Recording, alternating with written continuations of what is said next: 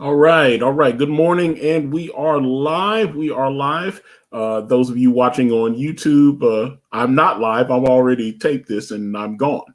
But I've been consider it more live to tape. But this is the Ikari Press podcast.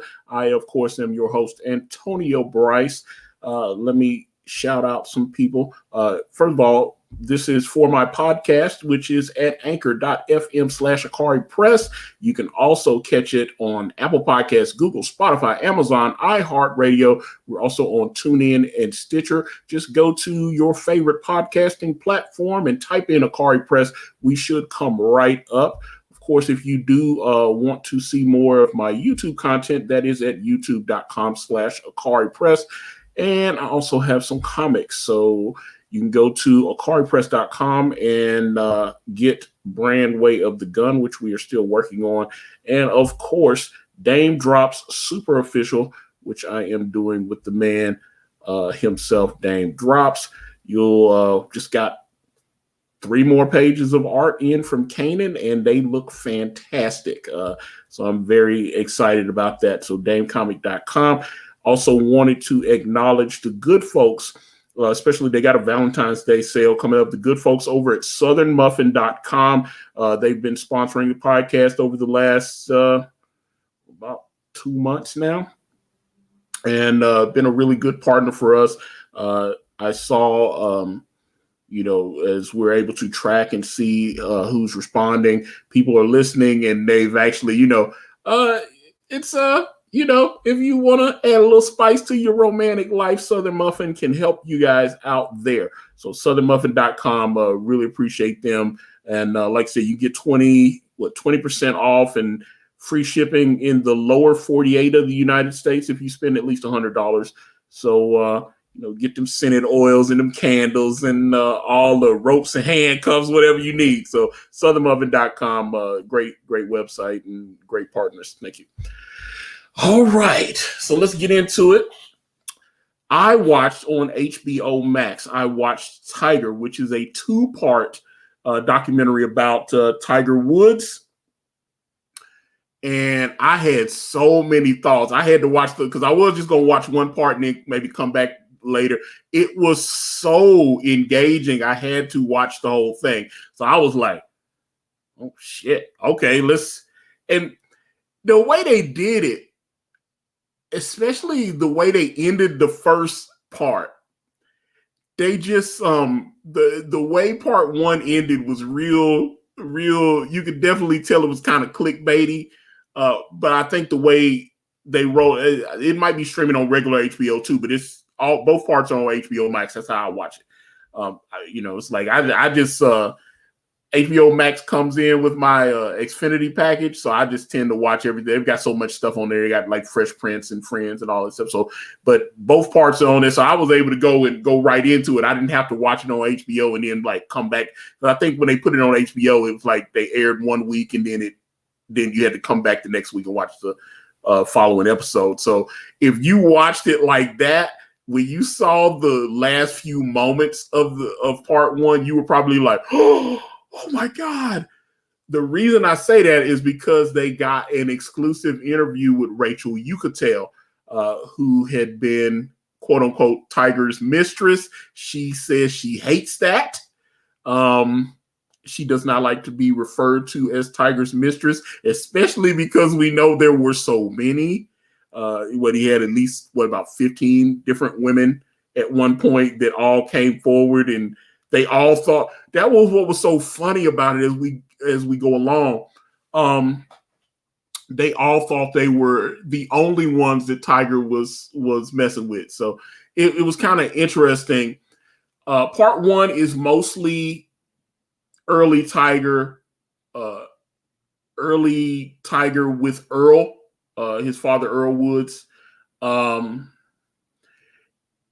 It was and one thing outside of Nick Faldo, which I was surprised to see any professional golfers actually willingly sat down, because this is when I saw the advertisement for it, I thought I thought this was something like kind of like Jordan The Last Dance, or even the Undertaker's documentary, The Last Ride, where he actually sat down with them and went over his life, talked about mistakes he made, stuff like that. I thought that's what was going on, and that was not the case. This is completely unauthorized. Tiger did not participate in this.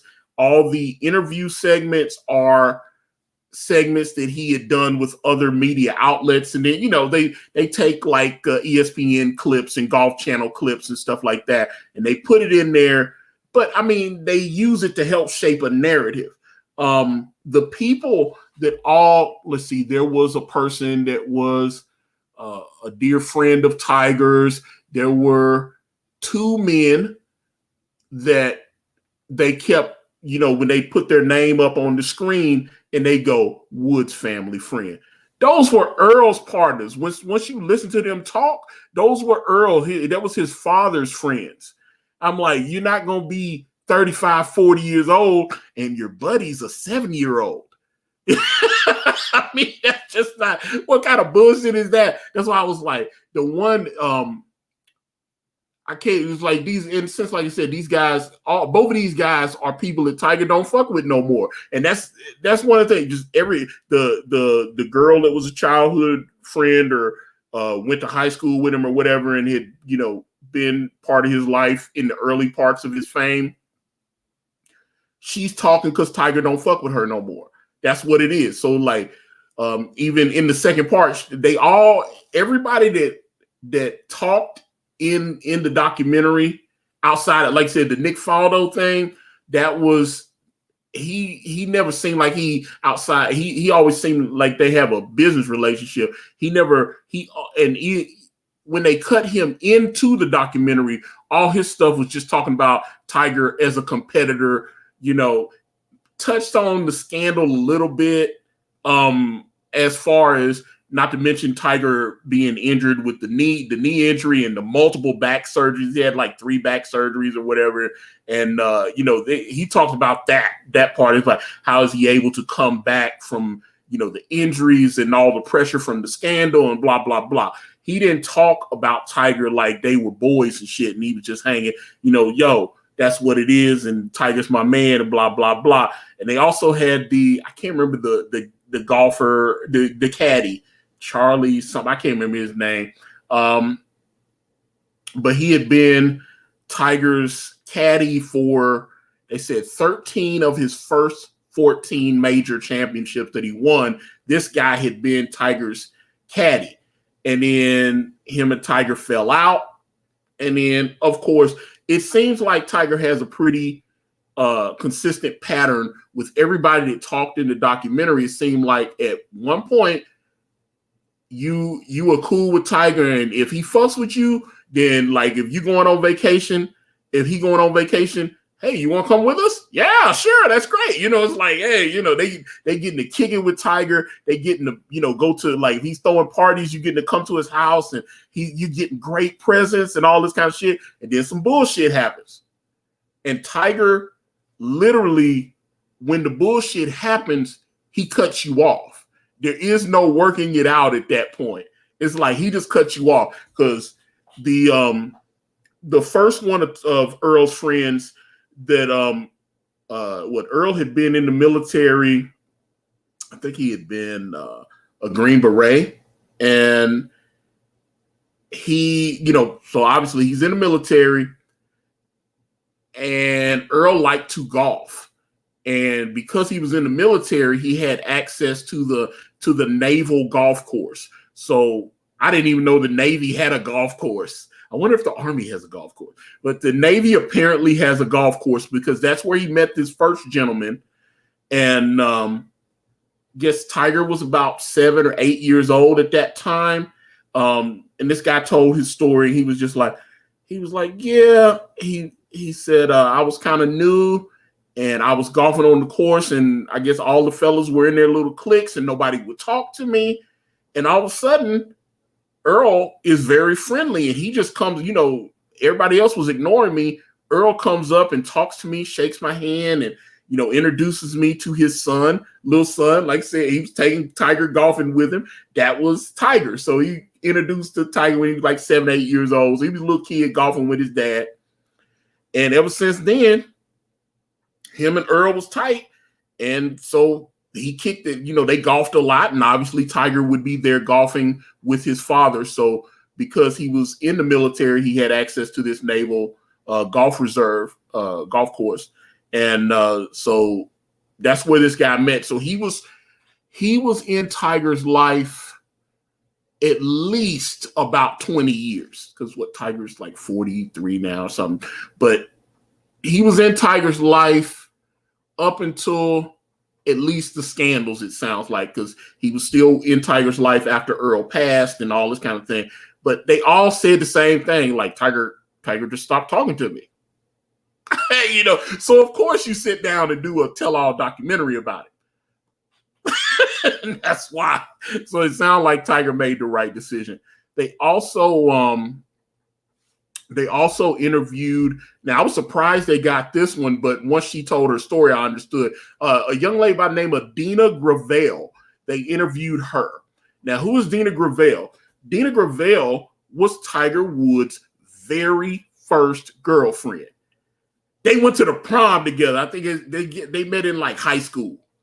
This was his first love, which inadvertently that was his first love. So this is most likely the young lady that Tiger lost his virginity to. They kind of they touched on certain things, and it's like, there's a picture of them laying in bed together, like she's kissing Tiger and all this. So this is Tiger's first, and she even said Tiger told her that he wanted to marry her. So obviously I understand, especially as her story goes forward. I think they didn't drop the big reveal on how Tiger broke up with her into the second, it might have been in the first part, but I think they dropped it in the second part and this blew me away. Like I said, this is his first woman. And she's talking about, it sounded like Tiger's mother started wanting Tiger not to see her. And Tiger's father definitely, once things started happening, obviously Tiger was a great high school player, and then he got into college at Stanford. And then he won a couple of like junior golf championships or whatever, junior US championship or whatever. He won it like 2 years in a row or whatever. It sounded like Earl started seeing the money come. And Dina sounded like when she would talk to Tiger privately, he kind of wanted to play golf, but he didn't. He felt like he wasn't doing it for himself. He was doing it because Earl wanted it. It sounded like Earl was putting a lot of pressure on him. And it sounded like she's going to him and going, baby, you're your own man. You don't have to. And obviously when you start as a woman, you start telling your boyfriend that he don't have to listen to his mom and dad, and he's a grown man and he can be independent. You think that's going to piss his parents off a little bit? It might. And they started trying to get Tiger to break up with her. And like I said, she told the interviewers that Tiger told her that he wanted to get married and have kids with her. They were in love. You know what I'm saying? Tiger loved this woman, and she loved Tiger. She even was crying. She was telling some of the stuff in the documentary. She was getting like teared up and stuff, and she couldn't believe it. And sounded like Tiger broke up with her at least 20 years ago, and she still is carrying some bitterness about how that went down. And I say that because he didn't even have the courage to tell her, because this is before, cell phones existed, but it wasn't the text messaging and stuff. He wrote her a letter, like it was like 2 pages or something. He wrote her a letter. She still has it to this day. She kept the Tiger Woods breakup letter and held it up and read it on camera. And I remember that because that struck a nerve, because I was like, me and Tiger, I was like, I could relate to that because some of you that listen to Sexy Party, I was doing what was about almost 2 years ago, a year and a half ago. I did an episode with Anna, and I happened to kind of, we were talking about my past relationships, and I happened to mention that my ex-fiance, Catherine, when she broke up with me, she wrote me like a 2.5-page letter explaining to me why I suck, and that, and she was like, read it on the air. And I was like, I didn't want to read it on the air, but for whatever reason, Anna really convinced me, and I went and I went and got the letter and I read it on the air. And it was good entertainment. That if anyone that has listened to my all those podcasts, they are still up on Anchor. So any of the Sexy Party episodes with Anna, I can't remember the exact. It was probably the second or third one we did, and I read my ex Catherine's letter, and Anna told me to burn the letter. She told me to burn it, and I didn't. I kept it. I still have it now. And she was like, because I remember a couple weeks after we did the episode, because there were still people going, man, dude, when you read that letter from your ex, it was crazy. And I was like, yeah. She asked me, did I burn it? And I said, no. And she says, why? Why did you keep it? And I don't know why I kept it. But I mean, well, one thing, I really, really, really love this woman. This woman, it was kind of weird. And sometimes when I lose focus, I keep it like it's hidden in my home. I don't know. It's like I'm hiding it from, it's like part of me thinks maybe I'm hiding it so that I can forget where it is. But something will happen and I need to refocus. So I'll go to the place that I've got it hidden and I'll open it up and I'll read it and read it and read it. And it helps me refocus. Because sometimes when I read it, I get pissed off. And I was like, oh, because the letter was very angry. She was very bitter towards me. And I thought, and the same thing I tried to tell her, she had left some stuff here and she was afraid to ask me, could she come get her stuff? And I was like, we're adults. I'm not going to keep your stuff. Come get it. Please. She had gotten a package delivered here and stuff. And she's like, is that cool? Or do you just want to leave it outside the house? And I was like, just come get it. I wanted her to come back. I still love this woman, even after everything that happened, and I remember talking to her while she was packing her stuff. And I was trying to tell her, I was like, I miss you and I still love you. And she was like, you just don't get it. Did you not read my note? And I was like, yes, I read it. But I was hoping that after, some time had passed and you'd maybe had time to reflect, a little cool down period, maybe we could go back and I could sit down and talk to you. And maybe if there was a chance we could work it out, we could. She was like, no, I was very clear. I don't want anything to do with you. Okay, gotcha. And that's hard to hear, but that's the truth. But Dina, she kept this note. So like she's kept this note for over 20 years. And she couldn't believe it when she's reading the note because the words, it sounded very cold the way Tiger wrote the note to her. That didn't sound like a woman that you wanted to marry and have your children. You know what I'm saying? It was some cold shit. It was like, all right, my mom and dad says I gotta cut you out of my life. Don't contact me anymore. See you, bitch. And it was it was that kind of shit. It was, and she was like, she tried to call and this kind of thing, and he wouldn't speak to her. He just cut her off. And he just went on with his life. It's like, oh, okay, I'm free now. And then he just went on and started winning champion. He turned pro and started doing his thing. Obviously they talked about the relationship he had with Nike, when he became a Nike athlete.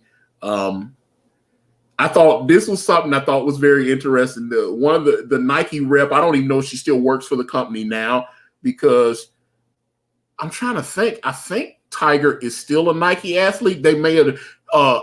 The reason I say that is because all the other companies, when Tiger's sex scandal happened, pretty much everybody that he was doing business with, like Gatorade and all these companies, they all dropped him. And I think Nike was like the only one that stuck by him. They were like the only, everybody else dropped it. And so he appreciated that. He was like, oh shit, everybody else cut me off and they stuck by me. And so I think he's still a Nike athlete, but all the other endorsements and stuff, when all the so-called scandals and stuff happened, they had cut him off. That's something I'd heard some interviews about where he remembered that. He was just like, the people that kind of cut me off when the going got rough, they cut me off and they didn't support me. But the Nike rep talked about when they first brought Tiger in.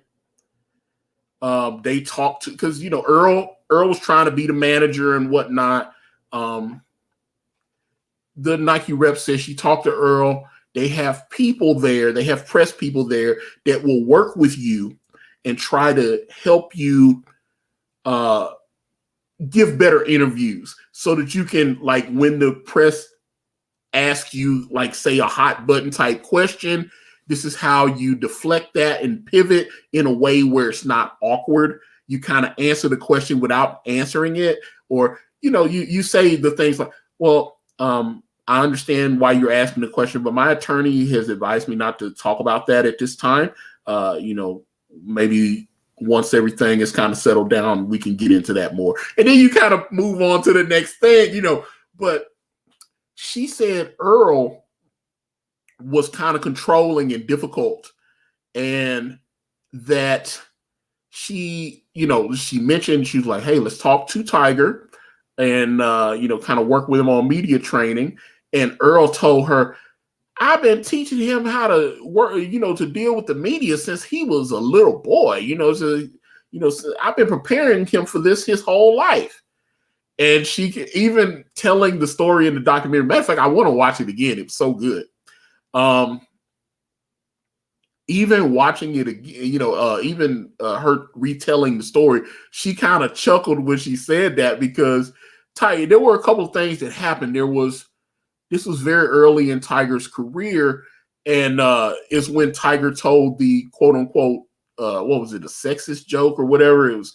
He told like a racist, sexist joke or something, and the reporter from, I think it was from Sports Illustrated, dropped that, he was like, hey, this is off the record. And the reporter was like, no, it's not off the record. And obviously they put that out there in the interview, and it blew up, and Tiger, had to, kind of apologize for some of the stuff. There were certain things they didn't touch on, which I was a little surprised on, that were kind of big moments in Tiger's life. Because what I just said about the racist joke, they didn't mention that. And I remember that. I've been a Tiger fan for a long time, since before he turned. I used to see him they were showing him on ESPN when he was still in college, competing as an amateur. And I was like, this dude's going to be, this is when, because this is one of the things they started talking about. There was so many black people. It's kind of like Venus and Serena. When Venus and Serena Williams started blowing up, they noticed the amount of blacks that started buying tennis clubs and tennis rackets or whatever, tennis gear, apparel, shot up like 40 and 50%. The amount of blacks that were going to tennis courts and actually playing on the courts and stuff, public courts, shot up 35, 40%, because they were inspired. They were like, oh shit, okay, boom. This is what it is. It's the same with Tiger.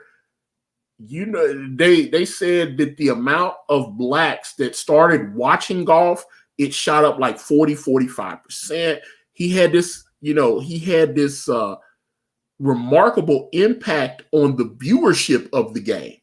Because I'm going to be honest with you, I only watched a little golf before. I watched some, there was some Masters with Arnold Palmer and Jack Nicklaus, and I'd say, oh, the Golden Bear, blah blah blah. I'd watch for a couple of holes, and then I'd be like, oh, is Michael Jordan playing now? And I'd switch the channel. Tiger Woods, I was watching Tiger Woods. I would have Tiger on in the background, like he's at the U.S. Open, he's at the Masters and stuff. I was watching that shit. That's what it was. So I love watching Tiger when he would get a big shot and sink an eagle or something. He go, yeah, and he would just, that fist would pump, and he was just so animated on the golf course, and I loved that. I loved it. And he'd just go crazy, and I'd get hyped up. I was like, shit, I can't play golf. My boy Kirby, he's a golfer.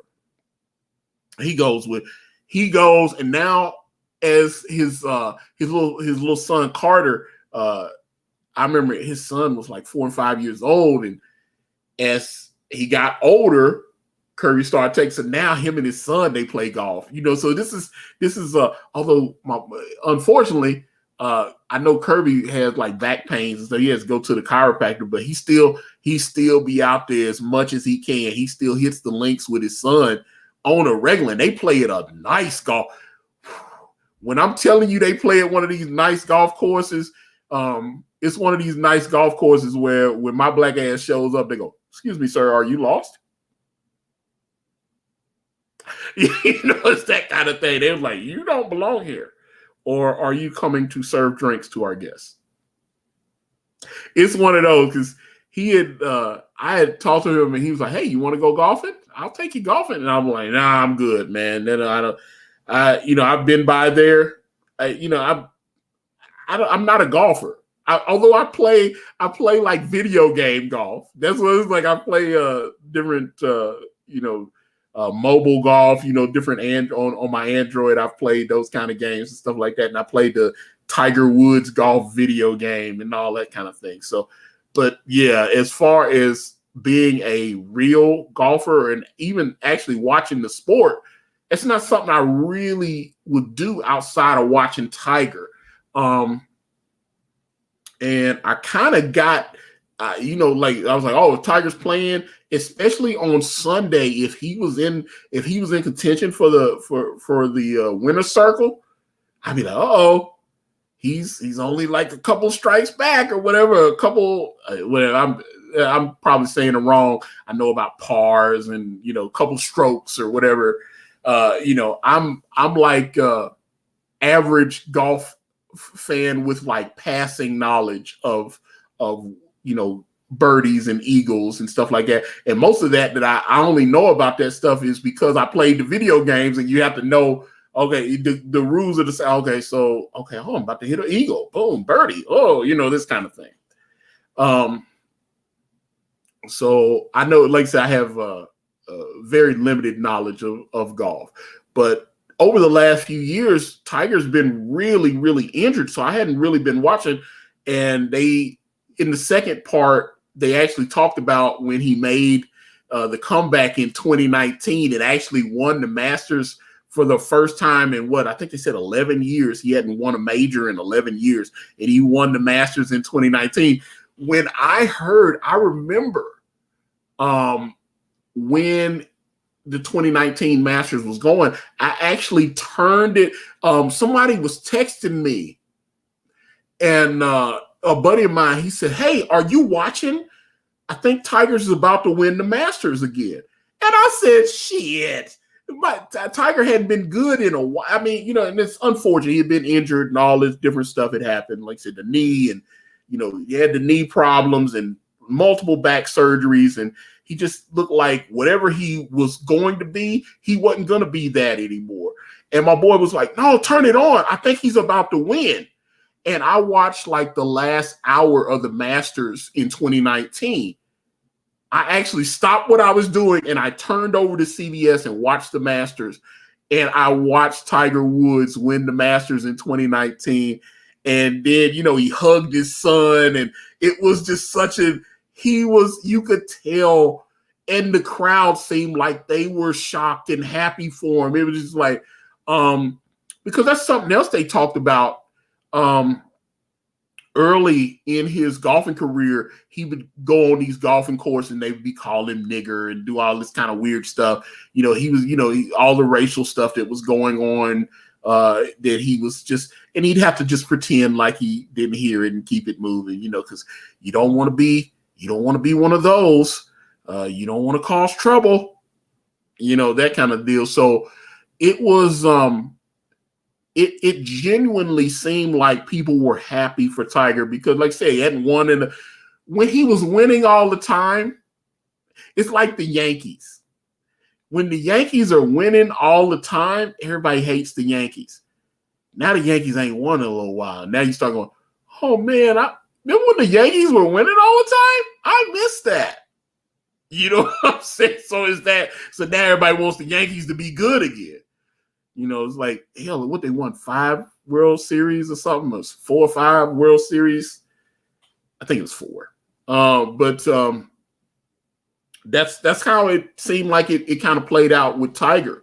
So, you know, he had gotten injured. He went through, they covered the Tiger Slam where he won the 4 championships consecutively, all that kind of thing, which still, I don't know if anybody will ever do that again, especially the way the game is now.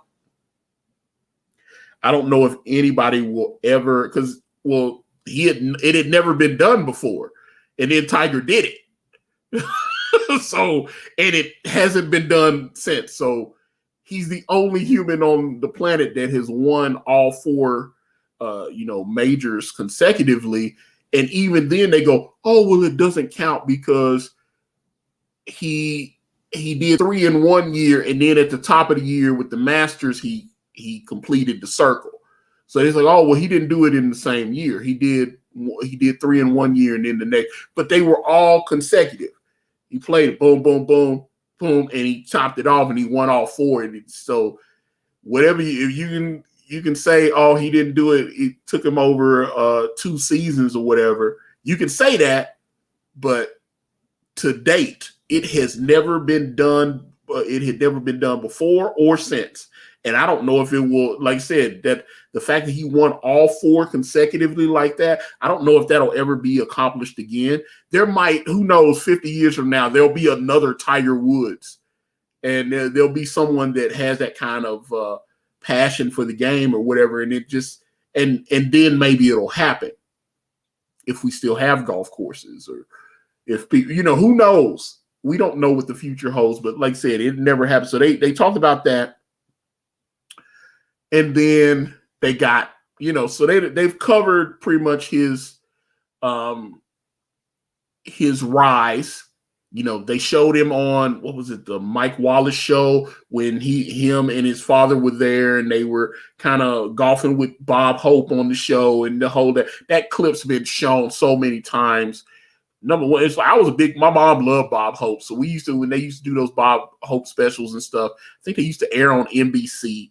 And my mom used to always throw those on and stuff, like around the holidays. He'd go and entertain the troops with the USO and do all of it. So yeah, my mom, this is, that always brings back those good memories from when I was a little boy, and my mom, these are things that were on in my home, for several years.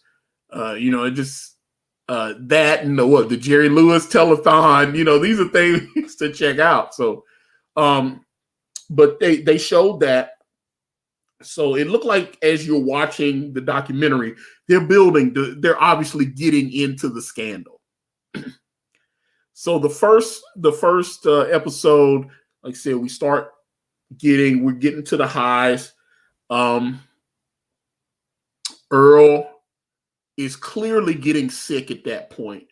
And I mentioned they had 2 friends that were Earl's boys. Now, one was the white golfer that he met at the naval course. And then this other guy, I can't remember this guy's name either, but he was another one of Earl's friends and family friend or whatever. He was another one of Earl's friends. And they started kind of, he was telling his perspective of what it was like watching Tiger grow up. And, he had kind of mentioned some of the stuff about how Earl and Tiger's mother were starting to kind of be wary of certain people being around. They knew they had a lot to protect with Tiger. They were afraid someone was trying to, wrong people trying to influence him and stuff. As Tiger started getting older, some stuff started happening. Apparently, Earl was sleeping with a lot of women, cheating on Tiger's mom a lot. That came out in the documentary. The partner from the Naval Course, he said, we didn't set the best example for Tiger. So he mentioned that Earl liked a certain type, these blonde women. And it's kind of crazy. He mentioned these blondes and he said Tiger saw these women. Matter of fact, I had a good partner of mine. He told me his father was kind of like Player from the Himalayas. And that's kind of how they, he's still married to this day, all that, wife stayed with him and whatnot. But he would take his son and go hook up with women. He's like, and he even told me his daddy, his dad let him know. He's like, hey, don't tell your mom. Don't say nothing to your mom. So it was kind of that kind of deal. So the Earl's friends, the one friend, the black guy, he said he talked like he thought Tiger might actually still let him come to the barbecue someday, that Tiger might forgive or whatever. And the white friend, he was just like, nah, shit, Tiger done cut me off. He was putting it all out there. But he was just telling me, he was like, he was like, man, Tiger's a kid and we didn't set the best example. And the black guy, the black friend was like, Earl was human and he made human mistakes. And I was like, oh shit. And when you start saying it like that, I was like, yeah, Earl was human and he made human mistakes. Gotcha. So basically, Earl liked to clock hoes. And as Tiger got more famous and Earl was traveling to these different golf courses around the world with his son, people know that's Tiger Woods' father. So, of course, Earl was using his son's fame to bang these bad bitches. And that's what, so I was like, okay, gotcha. I mean, it makes sense because sometimes, even though you're not famous, you're in the vicinity of fame. And because you're in the vicinity of fame, you get some of the drippings of fame. You get fame by association. Perfect example of that is Kevin Hart's crew, the Plastic Cup Boys. They're not really famous, but they're Kevin Hart's boys. So because they're Kevin Hart's, oh, y'all the Plastic Cup Boys. Okay, boom. So that's Kevin Hart's crew. And people that are fans of Kevin Hart, they know about the Plastic Cup Boys. He gives them little cameos in his movies, lets them help run his businesses and stuff like that. So they all eat and they got money so they can pull hoes because they down with Kevin. And that's what it is. Look at how LeBron put his whole team on.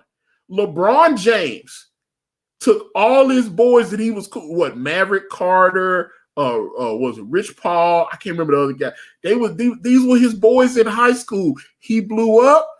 He put them all in position. That's what you're supposed to do. So here's Earl, and his son is arguably, outside of Michael Jordan and a couple of other, especially at one point, Tiger was probably on par fame-wise with Michael.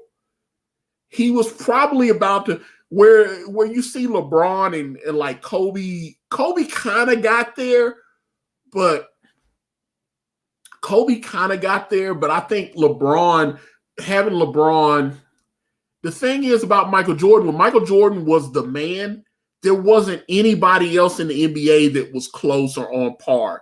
And so then as Michael Jordan was getting towards the end of his career, Kobe started coming up. Obviously, you had Shaq. Shaq was seen more of like a kind of a goofball, everyday man. You know, he liked to, hey, I'm going to show up at your basketball party and I'm on the DJ and blah, blah, blah. And he's like that. There has to be an aura and mystique around the icon. You can't just walk up on Kobe like Shaq. Looked like if I see Shaq at the mall, I can go kick it with him and hang and take pictures with him and stuff. And that's not bad. Me saying that about, because I love Shaq. That's not shade at Shaq, but Michael Jordan has a mystique. It's almost like looking at the sun. Like you look at the sun directly, you're gonna get blinded. So it's like Michael Jordan has that kind of aura about him. The great athletes had that, like Muhammad Ali and stuff like that. You know, it was like Michael Jordan. He's still. I would be nervous as fuck if I had to meet Michael Jordan now. I'd be like, holy shit, that's Jordan. That's crazy. He hadn't played in 20 years. And I'm like, but he's still Michael Jordan. He's still that. And I think LeBron definitely has that kind of aura about him. Like, I can't, let him approach me. I want to meet him, but I don't want to just, I don't want to just run up on the bruh. It's like, and just be like, hey, LeBron, notice me. That kind of deal. So Tiger was starting to, because specifically, and this is something that multiple people said about him, he was very closed off. He was like, if you had like a big party, matter of fact, that's how Rachel Yucatel met him. They were at this big function. She's running the club up in New York. Tiger was sitting by himself. He's Tiger Woods. You'd think there'd be 30 people all hanging on, hey, Tiger, hey, blah, blah, and just trying to get his attention, hang with him and stuff. Tiger was there. Hey guys, he's sitting there, and I can relate to that because I'm very private, and so he's one of the most famous people in the world, and he's sitting there by himself and just sitting there drinking his drink, and there's tons of people in there having fun and kicking it, and Tiger Woods is sitting there all by himself, and something popped in her head. She said, let me go check on him and see if he's all right and make sure he's okay. And she talked about this. She was like, he was just sitting there kind of staring at his drink. Nobody was bothering him. Everybody else is partying, dancing, doing their thing around him. He was just sitting there. Nobody was talking to him. She walked over to him. Hey, hi, Tiger. I'm Rachel. I'm one of the hostess here. Is there anything I can do for you? What will you need? And, she, just let me know. She tried to leave and he wanted to talk to her. And so she was just like, okay, this is Tiger Woods. And she stayed there and they just talked and talked and talked. And at that point, it sounded like, just based on her perceptions of it, at that point, Tiger started falling in love with her. It's just like Tiger, they just liked, she said she liked him, and she said she knew he was married. Well, I mean, he was married to what's her name? Elin. He was married to Elin at that time. But he's Tiger Woods. He's one of the most famous people in the world. And she has his undivided attention. And they just keep talking. And then the party's over. And she's like, oh, okay, well, it was nice meeting you. And then she's leaving. He grabs her arm. Hey, can I get your number? When can I see you again? Again, she said she knew he was married, but he's Tiger. So what did she do? She wrote the number down on a napkin, slid it to him. All right, cool. And what was so funny, she said he got in his limo and was driving off, and he hadn't even got like a block or two down the road, and he automatically hey, what you doing? And I was like, that quick. He got in the car. They're driving away. Put her number in there. Boom. Hey, it's Tiger. What you doing? When can I see you again? And of course, she wants to let Tiger see her. She said they started texting and talking and whatnot. They started, they were keeping in contact. Tiger had, gone back to, he'd gone back to Orlando. I guess that's where he was living in the Florida area.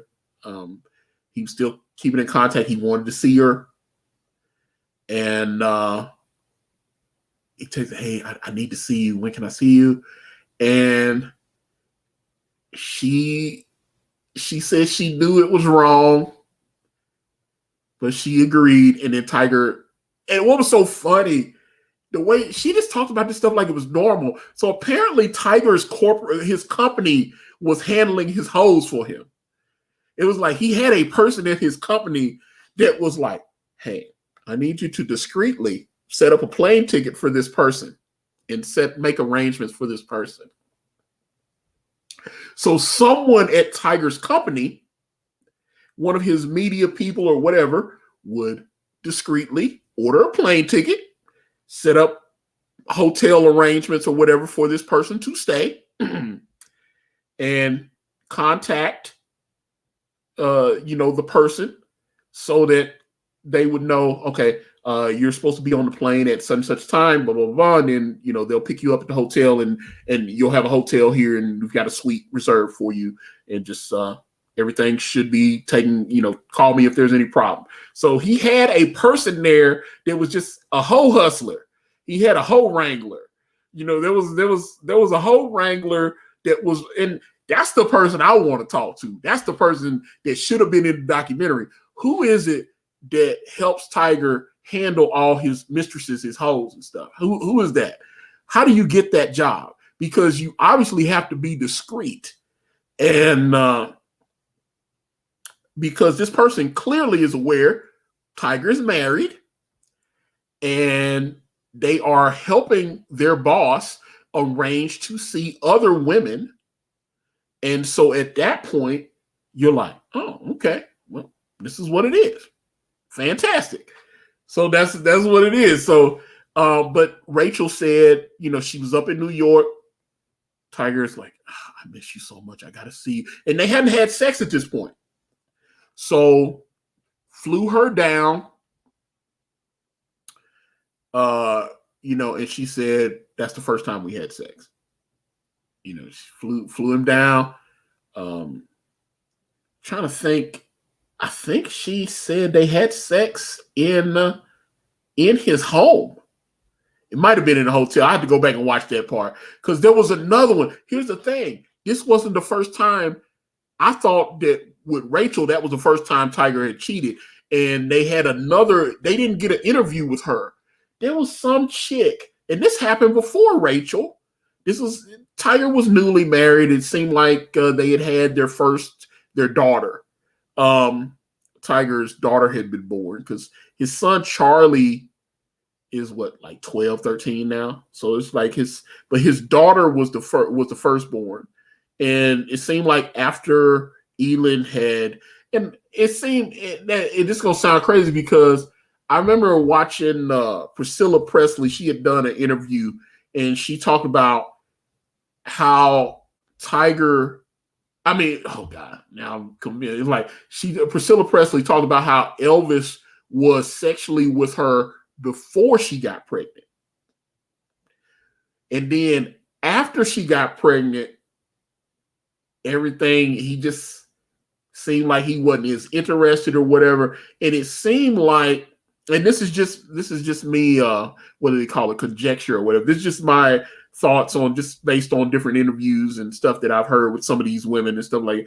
It seemed like after Elin had the baby, Tiger was there, but he sounded like he started getting bored. And so he started looking for some variety. So there was a restaurant that him and his wife would eat at down there in Florida. And there was a chick there, and I can't remember her name. They actually mentioned her. And That was actually one of my favorite parts of the documentary when they started talking about not the Rachel part. It was when he was talking about the waitress bitch. Because number one, when you saw her, she was just an average bitch. She wasn't nobody special. She was literally just an average bitch. She had kind of a weird perm in her hair. She wasn't a bad bitch. And I'm like, you're Tiger Woods. And at this time, Tiger Woods probably was worth $150 to $200 million easy. He had won a couple of majors, the massive endorsement deal. I mean, by the time Tiger got divorced, he was worth about $1 billion because the divorce from Elin, he had to pay her $250 million in settlement. So he had amassed a fortune of about $1 billion. You know, like you say, Michael Jordan's a billionaire. LeBron's a billionaire. I know Money Mayweather says he's a billionaire, but some estimates say that he's worth about $500-600 million, which again, hey, let me get that $500-600 million. I'm cool with that.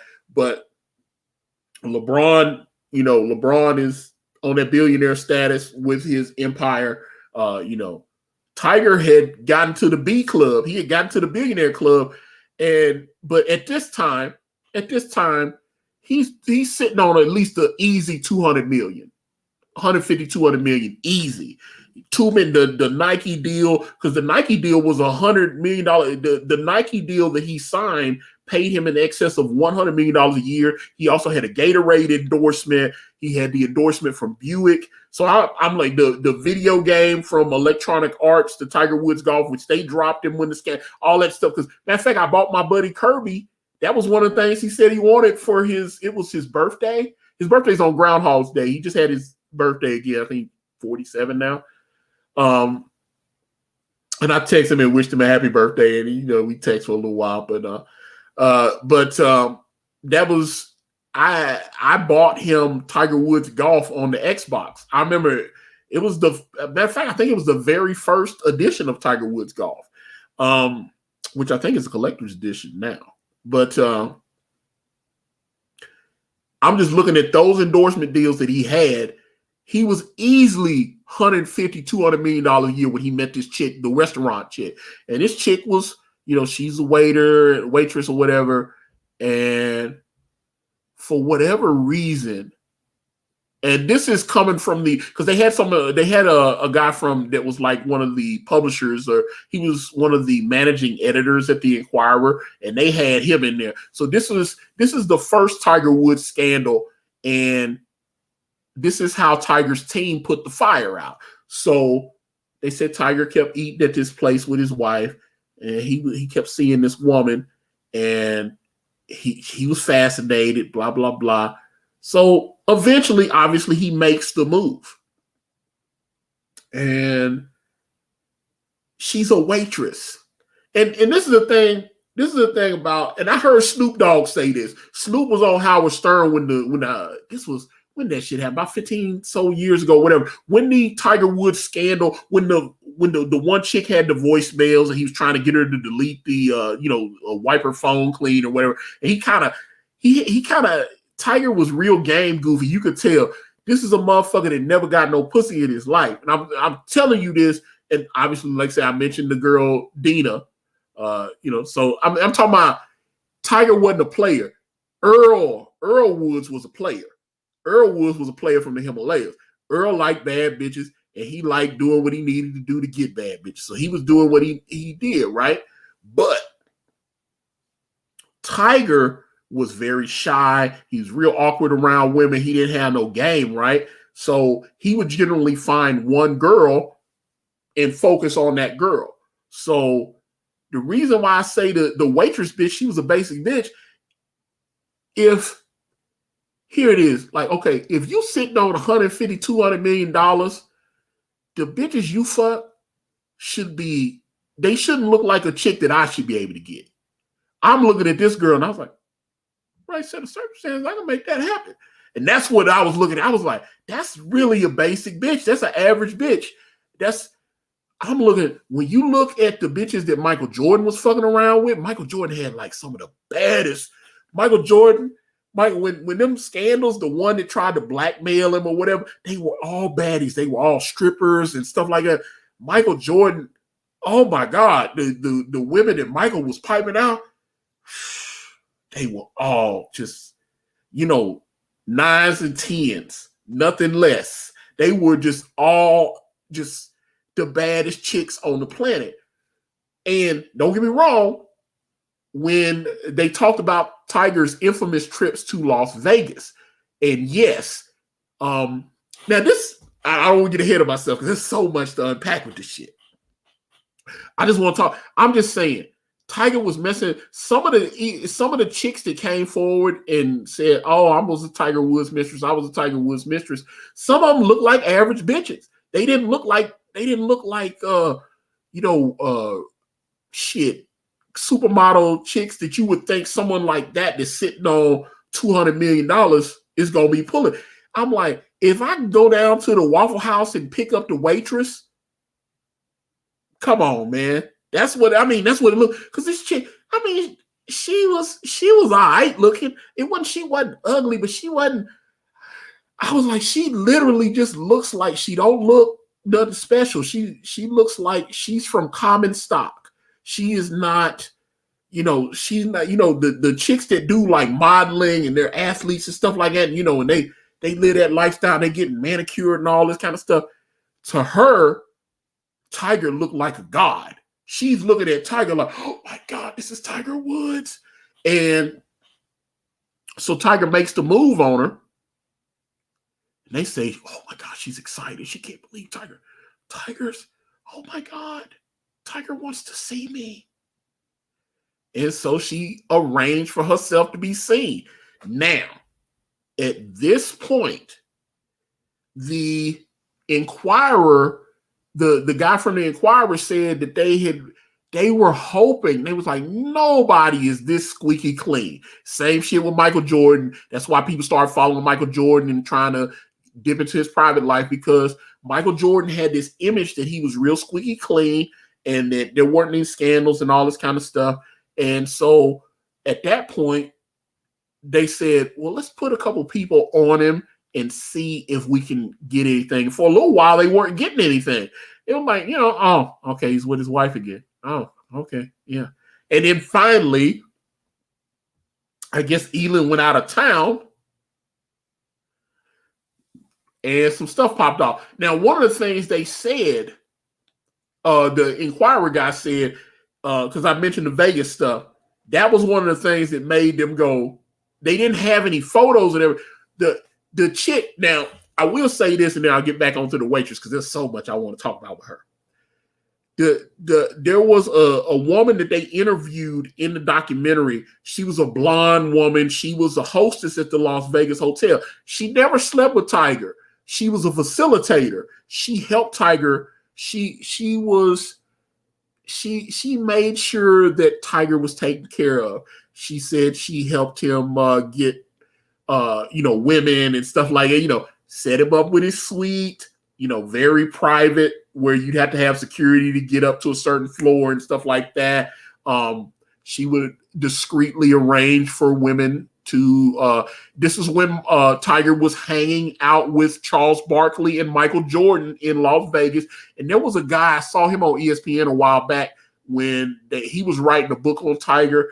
And that was one of the things he said, that a friend of Tiger's warned him, hey man, Charles Barkley and Michael Jordan, they in the fast lane. You need to slow down a little bit, because Michael Jordan and Charles Barkley, they would go to Vegas and they would just be, I'm talking bad bitches, they're drinking bad bitches all over. They're spending, Charles Barkley talking about he went to Vegas and dropped like $2 million in the weekend gambling. And that's not a cap. $2 million. You just drop it, playing, gambling, the hotel. Yeah, he spent about $2 million. He said that. But Charles Barkley got millions of dollars. He's worth like $40-50 million easy. So him dropping like $1.5 million on the crap tables and shit, that ain't nothing to him. Because hell, what his TNT job, you make a couple million dollars just like being an analyst on television. But this guy said that he told Tiger, he started noticing Tiger was hanging with Michael and Charles Barkley, and he tried to tell him. He was like, yo, man, slow down with them two, because the way they move and the way you move is not the same. And Tiger was like, yeah, get the fuck out of here. I'm Tiger. The fuck you talking about? He liked Michael. Michael liked him. And so Michael was at his wedding. They showed footage. There was some paparazzi footage of Tiger Woods' wedding to Elin. And of course, Michael Jordan came to his wedding. He flew out. Michael Jordan fucks with you so hard. You know how hard like the average person, there's only a few people that Michael Jordan fucks with like that, where he'd be like, book the plane, fuel up the jet. We going to hang with Tiger. You know what I'm saying? The fact that he was cool with Tiger like that, he was like, oh shit. I think they went out to like Barbados or something. They tried to have a private ceremony in one of the tropical islands or something, like not the Caymans or someplace like that. They, nice private. And Michael Jordan actually was like, oh, you're going to be out in like Bermuda or whatever the fuck. Let me fuel up the jet and I'll fly on out. And he came to the wedding. And so the fact that that's how tight Michael was with him for a time. I don't know if it sounded like when some of the stuff started happening, Michael kind of, because see, Michael does like Tiger. He distances himself from people, so he kind of like, hey, Tiger, good luck with that, man. Boom. And then Michael just goes back to, and all of a sudden you was kicking it with Michael, and next thing you know, Michael's not kicking it with you no more. That's what it is. So, but the blonde chick that was the hostess at Vegas, if I'm Tiger, that's the bitch I would have been fucking. I mean, and this is like 15 years later. She looked like she was in her 40s now. She was really smart, really attractive. That's the bitch you should have been fucking with. But you was out here with all these damn hookers and all this.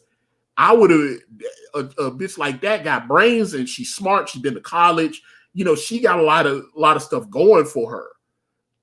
But Tiger wasn't interested. Tiger's looking at her as, please, can you get me a 6 bitch? Because she was even telling sometimes Tiger was pulling a Magic Johnson. And what I mean by Magic Johnson was Magic was legendary when the Lakers were at the Forum, when it was the Showtime Lakers with Kareem and Michael Cooper and all those guys that were what was the other guy? Man, James. Damn, I can't remember. He played with. I can't remember all the Showtime Lakers now. But Magic would throw these parties, and they said sometimes Magic was fucking 4 or 5 bitches at a time. He was taking all these baddies, 4 or 5 women at one time, and taking them up. They said, what was it? That he had the velvet rope or whatever. He actually had, like, he's throwing the party at his place, and he had like his security person, and there was the stairs that led up to his private bedroom, and they actually had a velvet rope put, right there at the bottom of the stairs, so that only, and this person was just paid to stand there and not let other people, the guests could stay and use the bathrooms and stuff everywhere else. But you don't get past the velvet rope. They would just have it, it's like a little nightclub. Only Magic and his hoes get to go upstairs. So at that point, Tiger's doing it like that. This chick talking about Tiger sometimes would have up to 6 women that she was helping him, he tips and do all that kind of thing. So, he was getting up to 6 girls at one time and partying with these 6 ladies. And but I thought the blonde chick, that's the one I would have been hollering at. That's the one I would have, like, she would have been. But see, that's just me. I just thought she still looked very attractive, and she was very articulate and smart. It's just the way she carried herself. And I'm sitting there going, why didn't Tiger try to fuck her? That's the one I would have been trying to fuck with. But she don't know, maybe she had a husband or something. Maybe she was with somebody and just wasn't, and just trying to keep everything professional. Or it probably would have blew up his spot to mess up. Because, I mean, hell, he didn't do nothing with her. And she's in this documentary talking, putting his business out there.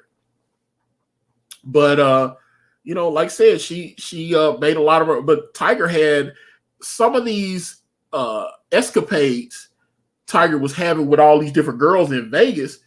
The Inquirer dude, now their headquarters is down there in Florida, around in New Orlando. Their publishing office, the headquarters was down there somewhere in Florida. But obviously they have paparazzi in Hollywood. They have Vegas, anywhere where celebrities would be. The Inquirer likes to keep, they like to keep photographers in the area so that they can get photos and stuff. And the guy from the Inquirer said they started getting these reports that Tiger was going off to Vegas and fucking a lot of hoes and stuff. And because of that, that's why they decided, okay, so he's doing this in Florida. I mean, he's doing that in Vegas. So you don't just stop doing that when you come home to Florida, right? So we need to try to catch him when he's home with his wife. And so at that point, he said they authorized surveillance on Tiger, and they started following him around. And at first they didn't get anything, and then, like I said, Elon went out of town, and that's when he hooked up with the waitress the first time. He started hooking up with the waitress on a regular basis. And they had all kind of footage, photos and stuff of Tiger, at least the car. They don't have any. This was my favorite part though. Tiger, the Inquirer dude said, okay, Elon's out of town visiting friends or whatever, maybe visiting, I know she's from Sweden or whatever. I know she wasn't born in the country, but her family was here or whatever. And she's visiting someone with their daughter. And Tiger, instead of being smart and telling the chick I guess he don't want to go to her neighborhood because he's obviously going to get spotted, or tell her to get a hotel room and he just pays for it or whatever, discreetly, that kind of deal. Instead of doing shit like that, he tells the bitch, hey, bitch, come to my house. So she comes to his mansion in Orlando, which it's in a gated community, right? So she comes to his mansion. The Inquirer dude says that Tiger wanted her so bad, he piped her out in the garage. Didn't even get up to the bedroom. Piped her out in the garage. Then took her upstairs and had sex with her in his wife's bed. I was like, oh Lord. I started getting the clip when I heard that shit. I was like, oh Lord, Jesus. Oh. So they said, oh my God. It was like Tiger, her sexual relationship with Tiger was just crazy. Tiger was all over this chick. And he could not get enough of her. And so Tiger literally, she was like vagina in a glass or whatever. She was emergency vagina. If Tiger needed some pussy, he would hit this bitch and she would come through. And there was another incident which they have photos and stuff of. They took photos of. And this was the craziest story in the documentary. So Tiger, it's late at night, say around 9, 10 o'clock or whatever. It's, they're in Florida. Tiger hits the bitch. Hey, bitch, come through. Let me get that. My wife's home though, right? So I can't fuck you in my house. Tiger Woods beats this bitch in a church parking lot. Church. And these photos appear in the documentary, right? They show her. I think they had some actual video. That the guy had. You could tell this is when video cameras weren't as advanced. You see people walk, with these big ass cameras and shit, because the footage is kind of grainy. The video, the little photos and stuff that they took was kind of grainy. And so the bitch pulls up. Tiger pulls up. This is the best part. The chick had been on her menstrual cycle, right? She was on her period. She had a tampon in, took the tampon out, threw it on the ground in the church parking lot, got into Tiger's SUV, fucked Tiger in the SUV, got back in her whip, rolled out, Tiger rolled out. The Inquirer photographer went up to where they had been, saw the tampon on the ground, grabbed it, and saved it as evidence. That's dedication. Saved this girl's tampon just so they would have evidence, just in case the chick claimed that she wasn't there, or Tiger and them tried to lie or whatever. So at this point, they had been following Tiger for a while, and they decided, all right, let's hit Tiger with it, and let's let him know that he's about to be exposed. So they contacted Tiger's PR people or whatever, the Inquirer did, and they said, yes, we'd like to ask Tiger about his relationship with such and such, the waitress. Boom. They go back to Tiger. Hey, they're asking about such and such, talking about you're having a relationship with this woman. Tiger's freaking because he knows he's been piping this chick out. So he's like, oh shit. Oh, what we gotta do? They want to make a deal.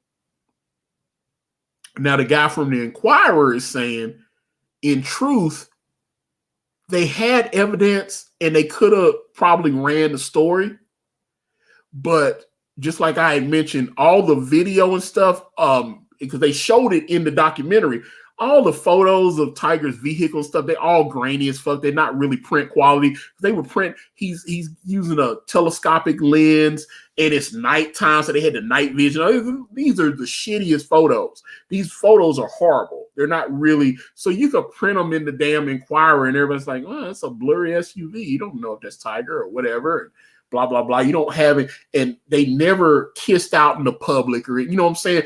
It's not like she got out her car and Tiger got out his car and then they walked up, hugged, and kissed, where you would actually have footage of them. You know, like I said, she pulled up, Tiger pulled up. She got out of her car, she took the tampon out, tossed it, got in Tiger's car. She was in there for about an hour, got back in her car, Tiger, boom.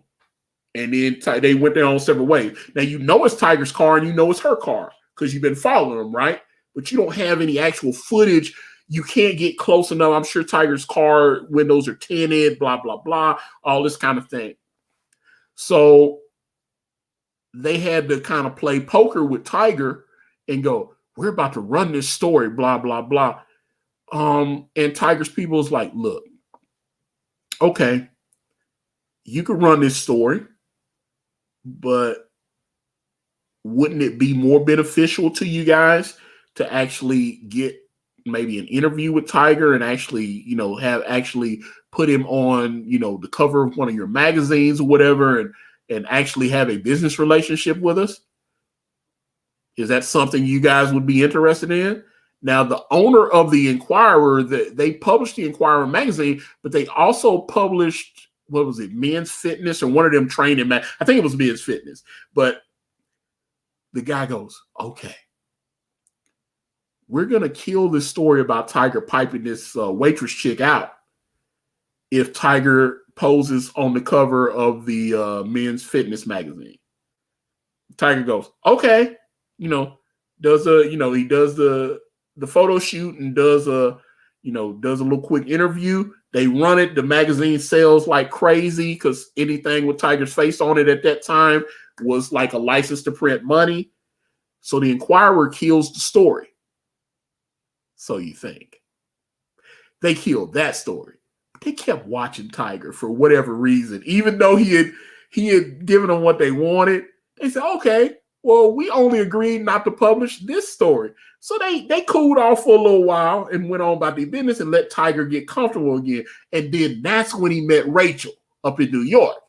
So then at that point,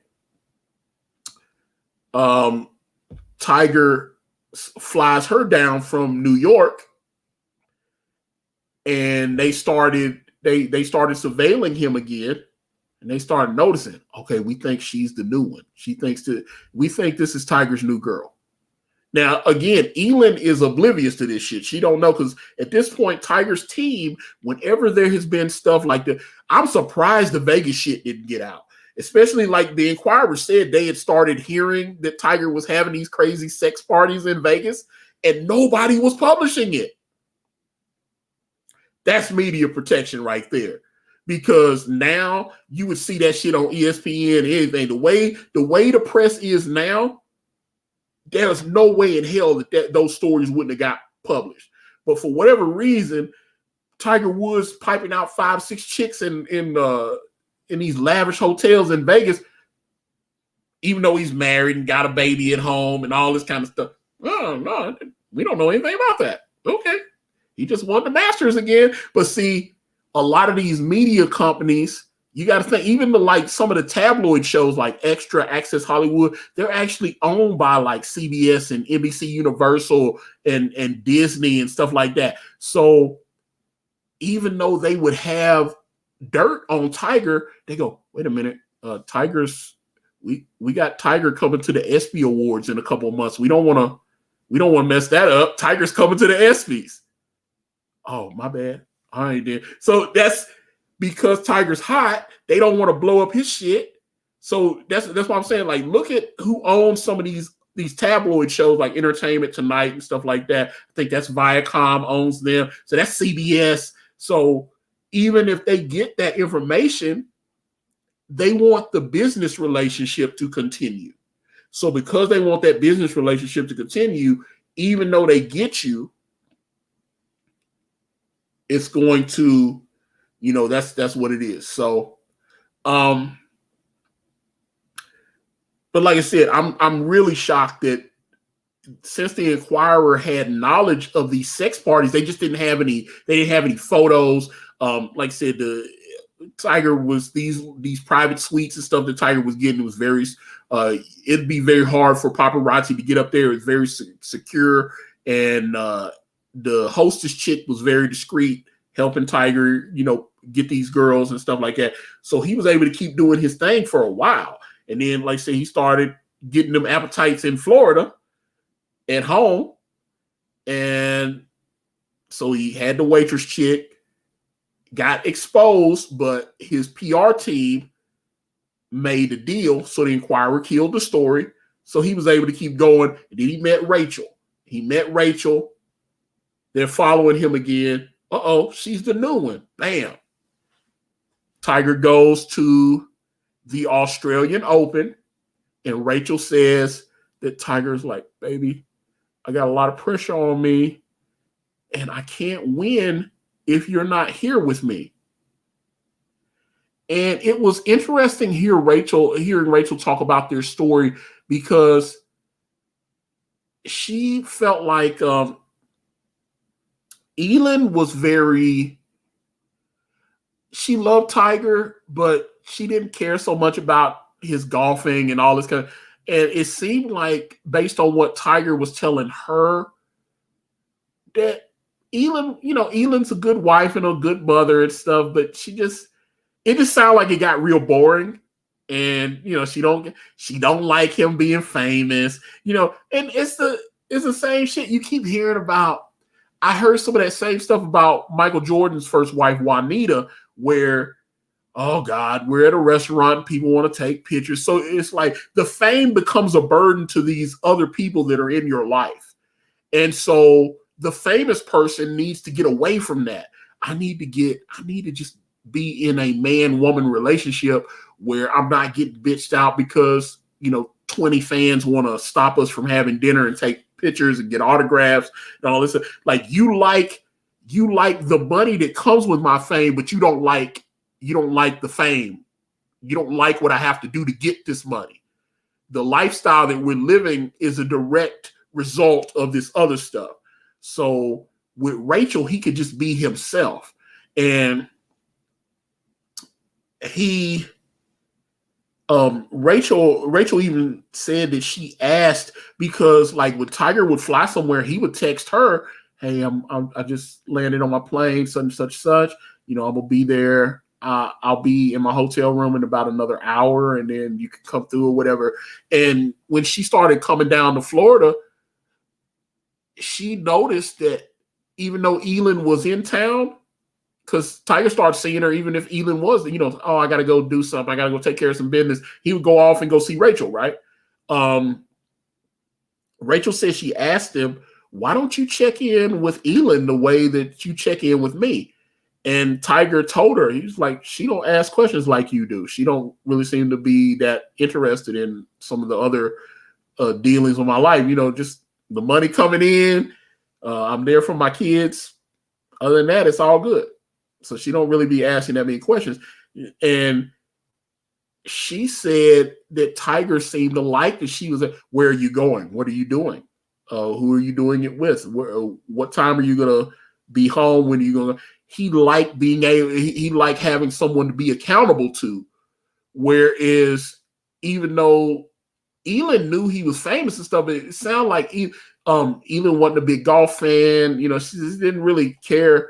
And he just seemed like sound like based on what she was talking about, he just sounded like he got real bored with the shit.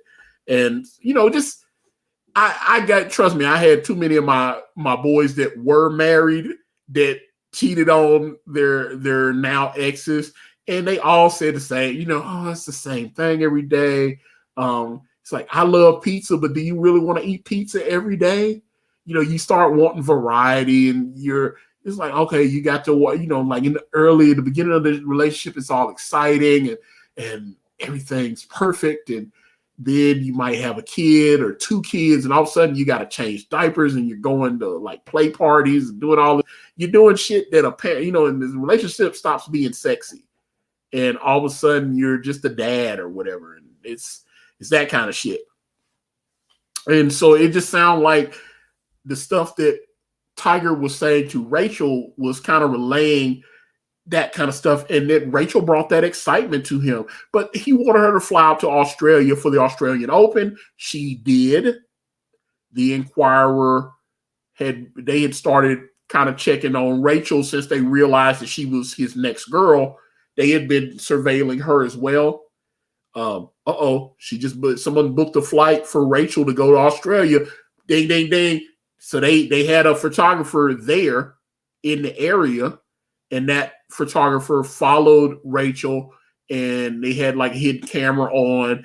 Actually said they got in the elevator with her, and then she got off and went to Tiger's room, which they have pictures of her going to Tiger's suite, all this kind of stuff. It's about to drop. This time there ain't no fixing it. This time there's no, they contacted Tiger's people again. "Hey, we got Tiger with this person. What are you gonna do?" And they tried to make a deal with the Inquirer again, but this time they had better photos. And they go, "Nah, we probably should have ran that story a couple years ago that we had on you. This time we're running the story." So they ran the story. Tiger immediately, but they were about to run the story. And Tiger called his wife and let her know, "Hey, there's these tabloids. They're trying to claim that I'm sleeping with this woman Rachel, and it's a lie, and such." And Tiger believed that Elin bought it. She was like, "Oh, I totally believe you. I love you, Tiger." Blah blah blah blah. And the whole deal's like she bought that all this was going on, but in reality, she was suspicious. When the story dropped, it was all over. But that was one thing the Inquirer guy said, that when the story broke, they didn't get the media frenzy that they thought was going to happen, because the media still had a relationship with Tiger. It wasn't all on ESPN and all this kind of stuff. So they were like, "Damn, we just broke this story and nobody cares."